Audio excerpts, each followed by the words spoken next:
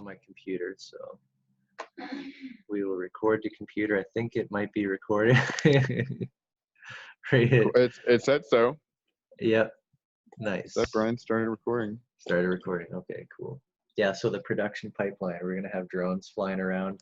You'll have a little tablet where you can like select your scene that you're broadcasting, like switch from camera to camera. Yeah, and voice like, activated. It'll pick up the pace of the conversation and just automatically make your life into the greatest movie of all time. That's what the production pipeline is about. Like, this is total empowerment. Yes, dude. Yeah, sorry. Mm-hmm. Right, but this is better than Conquest, dude. That's why it's gonna save the world, dude. Like, it's so much better. Yeah, we need this. That's the idea. Yeah. Okay. Cool. Yeah. So yeah. I want to talk about that a bit, about a number of things. I was kind of like spitballing yesterday about different projects that I'm working on. I want to keep track of projects. So what we're talking about here is this recurring meetings. So that's like a basic basis of community. If you're not talking to each other on a regular basis, you have no what is it, like, there's nothing going on. I don't know, it's not a thing unless it's, you know what I mean? Like, you have to, for anything to start up, for anything to become real, you have to commit time to it. You have to commit, and it needs a rhythm regularly. That's it, the rhythm, yeah. And a period, you know what I mean? Like a periodic thing. Yeah. So this is like a fundamental protocol. This is to do with, this would be like, I'd call it like execution protocol or schedule protocol, somewhere related in that would be stuffed in there. This idea that you see or talk or communicate with others on a recurring basis. And that's the fundamental constraint, one of the fundamental constraints for having a relationship, for relating to others, for having a project. Why, yeah. That's why you were saying everybody's so upset if somebody leaves and doesn't come back, right? Because, I mean, somebody just being there is a low level of regular contact. But, like, the weekly thing is the next level. It's kind of an ironic way to state it, as if people are upset when you never come back. But it's just kind of like that. Nobody wants that, right? But we're all free to do what we do. It's a tragedy. It's tragic when that rapport is gone so far that it's like you can't come back, Yeah. Yeah, so this recurring meetings, it's a great idea. Every Monday so far, we're going to start doing it. But of course, we can do more than that. My plan personally is to set up a schedule. So I'm going to broadcast my schedule, and other people should be broadcasting their schedules, so we can kind of see, like, maybe we'll use Google Calendar or whatever, just to know when to state when I plan to be available, and other people can state that as well. And so if I'm entering this time period where I'm committing to doing something like either live streaming or whatever, then it's like I take a look at the network of my calendars, the schedule, and see, okay, this person's available, this one's available, and then just ping them, see, like, are you there? Do you want to talk? And it's like, I understand the value of setting up a specific meeting, but this is kind of, oh no, for sure, yeah. There's like that personal space that you have to maintain, that personal health. If something comes up, it shouldn't be held against you, right? Of course, right. You what, like not coming to a meeting? Yeah. Is that what you're talking about? Of course. Ago. Of course. No, yeah, but I mean, the thing, I mean, that's why my whole attitude with this meeting thing is like, this is the first weekly meeting. You know what I mean? Like, ideally, we would have a meeting every day of the week. Yeah. But that's too much, like, I'm just one man or whatever, you know. Yeah. But I can bottom line a weekly meeting on Mondays to, like, do whatever from 6 until 2 a.m. Like, that sounds like what I do a lot of the time anyway. You know what I mean? So, and just, like, letting it be known that it's, I don't know, a thing. and it's going to evolve. It'll change. Right, That's but then also expected. like there'll be other days. You know what I mean? So it'll, like, ideally it would be like you can't. I mean, you could get fucked up and like have to go to a funeral and like be away for like 2 weeks and some Yeah, stuff. And yeah, like, but it's like but also again, like, yeah, you have to be able to like catch people up, and that's another mechanism of just like archaeology of the recent past and like making tailor-made things for people that missed certain periods of yep, time. But if you just archive everything and you can just sort by date, you know what I mean, and just like give them right. the archive from the relevant dates, Yes, and it's just you just have it all already. that's what the production pipeline is for. Yes, Yeah. for including people other than just you and me in this meeting, because it'll be transcribed. It'll have a word cloud. We can manually tag it. And it's like Oh, if you want to get cool. up to date You on already stuff, so you're already doing that. You already know how to do all that stuff, yeah, dude. That's awesome. Cool. All right. Sorry. yeah, I know. So this will be more useful, immediately useful to others, and that's kind of like that's the point of doing meetings. It's a leadership thing, kind of. So my idea with this, so getting the schedules going, so that people who are agreeing to be doing this with each other um, are publishing their schedule, publishing the times when they feel they might be available, and that's all you commit to. That's all you have to commit to. And then so having that awareness, and then being able to just set up these meetings whenever, just kind of ad hoc. And Sorry. it just, whatever happens. But the idea is to work on something all together. So keep passing the torch to each other. And if you miss something, well, that's what the point of recording is. Yeah. And if I can try to, so I'm going to give you the name of this project very soon. At least the project from my perspective, that what I think we're actually working on here. So it came up in the Alphabetica chat not too long ago about creating a glossary, so a kind of shared space of meaning, and in other words, a convergence, an encountering of each other's reality, so to speak. So this is like the APS interacting and intersecting with each other. And in doing so, we navigate the shared community reality, kind of, by each inputting Oh. our idea of different concepts. So this is kind of like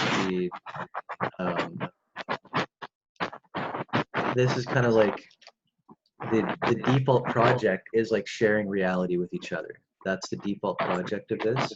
And so it seems like everyone is going manic in their own direction. And what I want to do is help people to converge their mania together into this shared reality synthesis. That's kind of like a default project. Just whatever's on your mind, whatever your project is, you input it into the shared reality, and then it becomes a part of the shared community of things that we work on.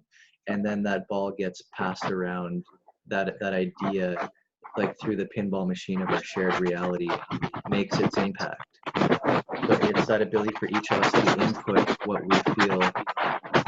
Are you moving your phone? I can hear like something on your mic. Oh no, I was tapping my feet. Sorry. Okay. Yeah, it was like scraping on your mic. But anyways, yeah. So this is my idea for kind of like a project to as a context for this recurring meeting thing that you want to do up. So like that meeting, the recurring meetings would be a foundation for this shared reality processing of the community. And we do that by getting each of us into this production pipeline, to each establish our own production pipeline, so that we have the ability to chat, to Oh. record. and connect. Yeah. There's this book that was written by this like entrepreneur guy who's just like a capitalist, that's called Always Be Shipping, I think. And he's just talking about like you have to fucking ship, you know what I mean? So that's what I'm like reminded of. Yeah. And I mean, I'm just like on board, but it's just like yeah, but I mean, I think in one way, like there's a I mean, in a way, it's like it could be criticized because you're like reinforcing the productivism of the world, like I don't know, the system or whatever. But we all want to do this, though. That's the thing. But like we want to express ourselves, basically, Yeah. right? And yeah, but yeah, I think the way you try to avoid falling into a trap is just like by pursuing metacognition, to like whenever you can, you know what I mean? And this is like what we're talking about is like social metacognition. And like social cognition and stuff. And yeah, we need to get into like quantum cognition so we really understand what's going on. But so that ability to step back and here's the thing from the Portal Mountain perspective, or from this perspective of the model, what we need to keep in mind is that feedback protocol. And that means that whatever media, whatever reality you're taking in, you have to take it provisionally.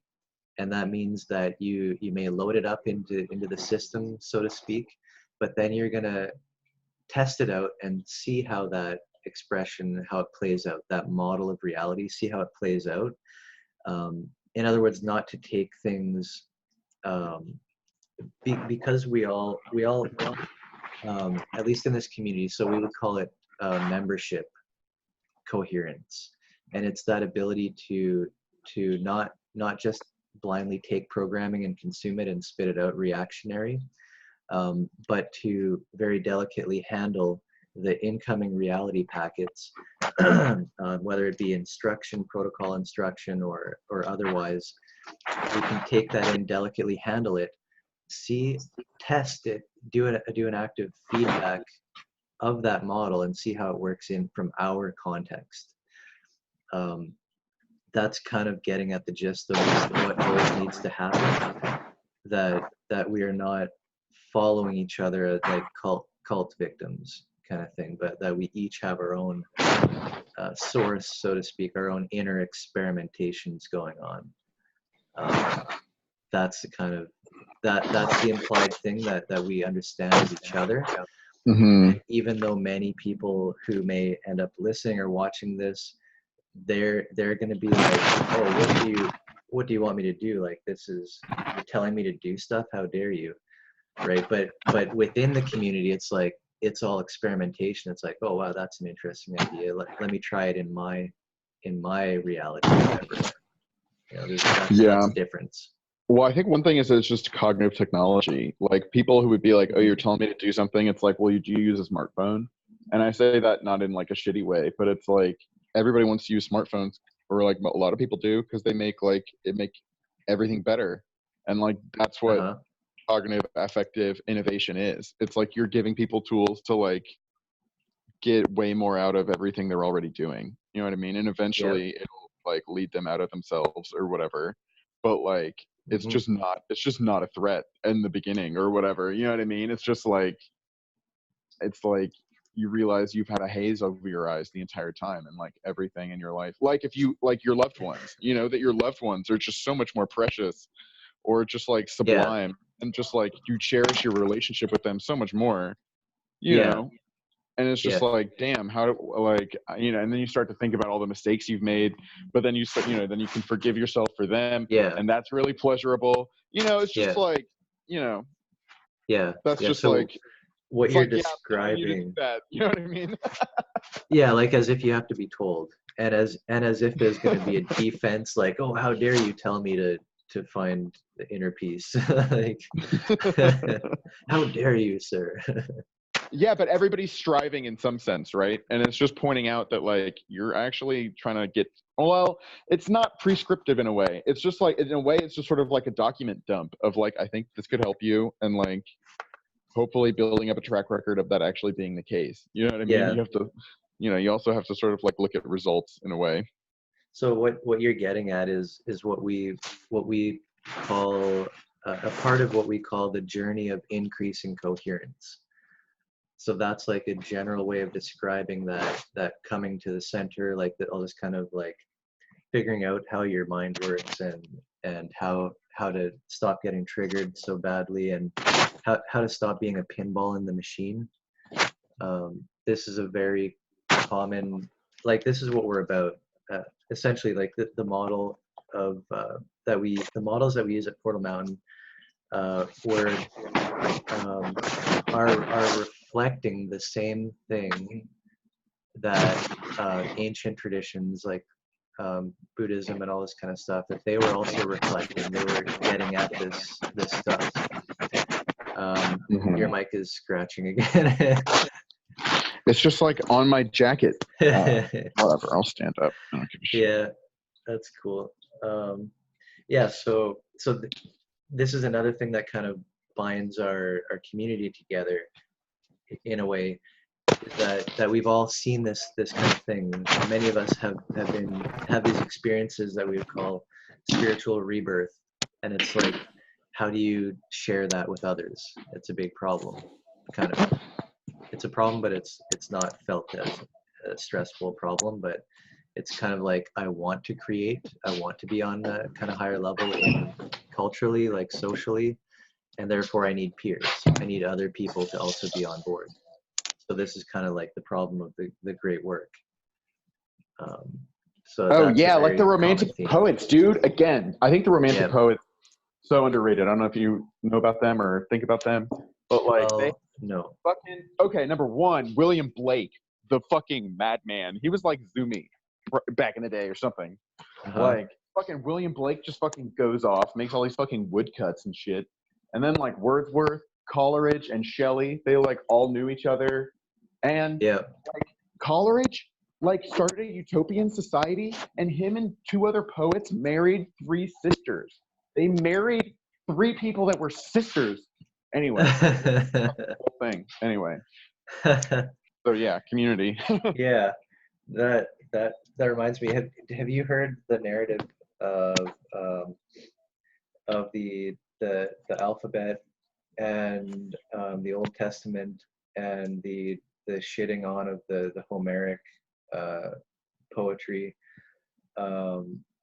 Like, what was it, like Odyssey, Homer's Odyssey, and all this kind of stuff. Like, this was the initial break from our in our current timeline or whatever, from the poetic into the rational.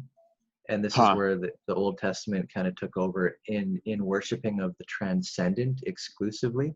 And so something was lost here. And this is kind of like my thought process on the whole Bible thing, is like Christ is like the synthesis. The New Testament is like coming back to the poetic. As you see, Christ speaks in allegory, right? In telling stories, in showing pictures, in coming back to the image. So the image versus the word. This is kind of like the dichotomy. And the word is what allowed us to worship the transcendent. But again, so we lost something. And I think this is what you're getting at, why you're excited about the poets, because we did lose something when we tried going for the transcendent, to worship transcendence. It had never been done until the time. There had never been a religion to worship the transcendent until kind of like the Old Testament, like axial age type stuff. That's where it came out. And like trying to find what is justice in and of itself. Like that's the birth of this worship of the transcendent form. But to the exclusion of the world around you. That's why they destroyed all the idols. They destroyed all the images of the world. You're no longer allowed to worship fertility and all this kind of stuff in image. So our context, our body was cast aside for this idea of transcendence, and God suddenly became everywhere. There was only one God, and He was everywhere. And like that was your source of morality or of ethics, was like, well, God's watching everywhere, and from the Homeric, like the Odyssey, and the the poetry that came before, like we were in dark times for sure, even worshiping the goddess, because we idolized deceit, deception, and this kind of stuff. Like it was valorized, like as if you're a hero because you can be very slimy and tricky and get things done, right? Like that was worshipped. And so the transcendent it's a very understandable reaction to say like, no, actually we are all in a way connected, and God loves us all, and it's like, and there's this ideal form of the human, like yeah. that, But I think there's also the idea that Socrates was like the ultimate sophist. Like other people thought he was a sophist. You know what I mean? Yeah. But I don't know. You obviously have a big thing you're laying out here. History. Yeah, I know it. I've just latched onto that narrative because it makes sense to me. It's an interesting inversion. Let me just say it's interesting inversion to me because in my English class, like I was reading a history of literary theory, or that was the class I was in, and just like everybody talks up Homer. You know what I mean? Everybody fucking loves Homer, including Shelley. You know what I mean? Like Shelley claims that the Greeks basically had a utopian society because their poetry was so good. And that they actually instantiated freedom, which is like constitutes part of his optimism, which I don't necessarily think you have that to think that he has important things to say or whatever. But that's all I'm saying. I'm just trying to like wrap my head around this or something. There's a power in poetry. There's a big power. Does it have something to do with the fact that Homer's poems are like set and like they're just like recited as text, and then like those words become gospel? Is that kind of the idea?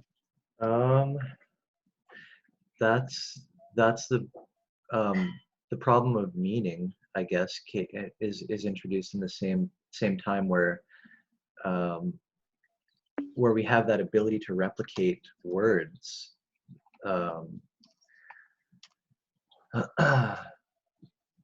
Yeah, that introduces a whole other problem. Hold on a sec. All right.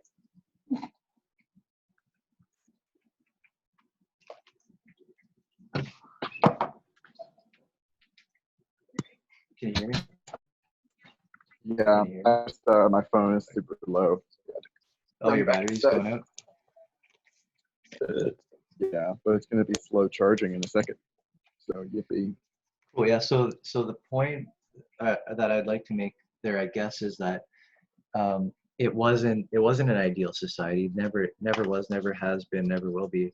But the transcendent wasn't yet really discovered, and there's the synthesis that you can see in Christ and the story of Christ. We had to kind of go to one extreme, to the transcendent, to find that synthesis. So we hadn't worshipped or idealized the transcendent before that I know of. This birth of the problem of meaning, the externalization of memory and the encoding of the environment such that rocks and trees are speaking to you in your language, like encoded tablets and papers and stuff. Like this enabled that the capturing of the ideal, not in an image, but in a rational linear format. Like you start when you're reading, it's a linear sequence of words, right? That's how the ideas come and join together, and it's a different way of talking than to use analogy and to simply paint a picture and then to allow the mind to intuitively come up with what that means, right? So my point, find the synthesis in Christ. The New Testament is kind of like the synthesis. So if the Old Testament is a reaction against the so-called freedoms of the inner world, but also the barbarism of not seeing the others as part of yourself. That, in my opinion, is what seems like what the transcendent came and offered to us, was that thought space that we are all actually one, you know, in some way, and we should see the other Word. as the self, like to Yeah. connect. Yeah, and I don't think that was there before this kind of transcendent idealization. Word. I mean, I think Christianity is probably, I think it's, a lot of people think it is reconcilable with Christianity. You know, Neoplatonism, I think it was influential in Christianity. And yeah, just it's got to bottom out in the ineffable, or like, I don't know, like not words. Like, I don't know. Like, like the transcendent, the invent, like it's ineffable. Like, you can't. Yeah. Well, it's a funny thing about language that you can just say the ineffable to refer to things that can't be referred to or something. But Yeah, that's a challenge. That's a challenge because it's the inner world. You can't. It's the expression of the inner world that you can never. You have to encode it into medium, whether it's voice, whether it's writing. There's always been that challenge that whatever you're yeah, experiencing inside, you can't give somebody else that experience. You can only artistically try to set it up. yeah. It's coming though, right? Like, aren't we like provisionally building the hive mind? I mean, would you do Neuralink? Would you Yeah, just do it's the great work. like be connected with people on Neuralink? You can't. There's a fundamental problem that'll always be there, and that's that your arrangement of your reality is is a product of your path through existence, through your experiences. That's how you've shaped your idea of concepts. And although we do converge, our realities converge necessarily on words, like on the meaning of words in the abstract, there is a convergence, but there's never, as soon as you mimetically try to unfold any one of those words, it unfolds into all of the stories your brain has ever told yourself that involve that object. They all have a slight play on it, like what is a chair, what is a light switch. You think you know what it is. You can abstractly say what is a light switch, but when it comes down to it, when you think what is a light switch, you're remembering stories of yourself moving through space interacting with a light switch, right? And that all has come together to give you your idea. So you can't neural link this mess into somebody else's mess and expect, you know what I mean? Like meaning Yeah. can Maybe not converge. yet. No, not Yeah. ever, not ever. I'm not sure, man. What I Oh, mean, like for example, sorry. like the challenge of it, like you can have a potentially a translation layer that would kind of translate, like you could probably train an AI, like if you had an AI trained on either end to um, to try and converge a mapping layer between minds, that maybe it's possible, but you wouldn't actually obviously be invoking the exact identical experience in each other's brain. It's impossible, because no matter what, when you Okay. think of a light switch and I think of a light switch, it's going to be different. All right. Okay, but so let's say, but we also know that the brain records those memories, right? Like there's a certain level of the brain that can recall every moment of your life, right? So Yes, eventually we can mine that, and then but we those can make recordings are technology. the Wait a context of minute. those Let me recordings. say my Okay, idea sorry. is so then right, but the context you record it all, and then you just simulate a lifetime, and then you compress, do the thing from Black Mirror where you compress the time and you just have somebody else live your lifetime in a compressed amount of time, and then just Right. fucking then There you you go. know what they're talking about. You know what I mean? Yeah. That's what I was getting at. You know what I mean? And then just like, oh, let me take 5 minutes to experience your lifetime up to now. And then Okay. and you do the same thing, and then we'll have a wouldn't be perfect. I mean, I think you still have a point or something. I don't know. Uh-huh. I'm Yeah, and there's thinking about how bandwidth. far we can take it. You know what I mean? There's bandwidth to the brain too, like how much information you can pump through. But you bring up an interesting point. Like, yeah, if Yeah, you could input completely from the fair. That's senses, not immediately relevant. Yeah. What's that? Sorry, I didn't get the last. It's just not immediately relevant. No. I mean, we can go technology. wherever it goes. Yeah, no, I heard you. But yeah, no, I'm totally on board. I think of it as like archiving. I got into this forensic anthropology. Uh-huh. I don't know if you're familiar with that field, but it's like what we're talking about in a way. Yeah. Of just like just like recreating, but like what we're doing is like preemptive archaeology, and then just like all this recording is just like making it easy to know what happened and stuff, like you're saying. And just like archaeology and culture, like culture is based on like cultural objects. Like we're creating more cultural objects. We're realizing that our conversations are undervalued or something. Like it's not just like, oh, we're so smart, we're gonna Like I would listen to other people talk. You know what I mean? Mm-hmm. It's just realizing like there's like all this conversation. Like I don't know. Yeah, it would do a lot of good to like be recorded and disseminated and processed and. Yep.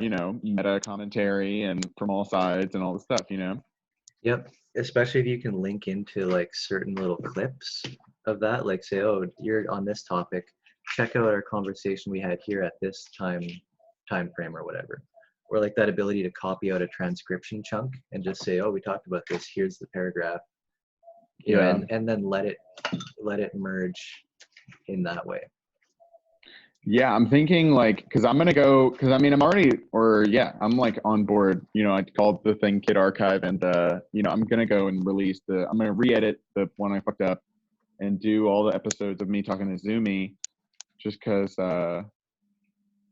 Same deal. Oh, but what I was thinking is I can annotate it, like you're saying, just sort it by topic, and just be like, well, here we're talking about this, and then I can like also share the Audacity file in addition to the MP3 file.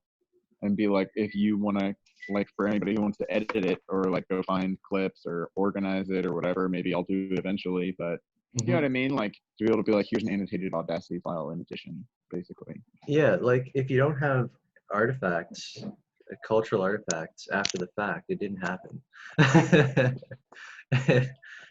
According to the community, like if the artifacts are just limited to your brain, to your memory,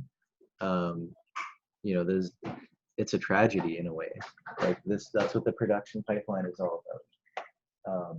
Being able to share and to make this time that we're spending together, to make it more easily accessible, more to do it justice to its value. Like meta processing and all that, transcribing, it makes it more valuable as an artifact. Yeah. Well, I think I gotta wrap this up here soon, dude. I got a lot of shit to do today. Is there anything you wanted to bring up or? No, just the name of the project. So this is this is the way that I see it. I see a bunch of Sotsers going manic and crazy, which is fun, and it's the most awesome thing. So this in my thinking is like the ability to capture that, to do something with it, to go manic together, to make something of it. And so what I called this project is the Sotsmania Superconductor. So if this recurring meeting thing is a sub project of that or whatever, or like I'm seeing it as a sub context, that's what I want to get out of this, is like allow Sots to merge. Mm-hmm. Yeah, and I just want to give a shout out to Edgar Allan Poe in Eureka. It's a really cool thing where he like talks about philosophy and stuff. And like, yeah, I think it's cool to go look at literary guys because like, yeah, they were fucking grandiose, dude, but they fucking killed it. And like, you know what I mean? So like, don't get all like, anyway.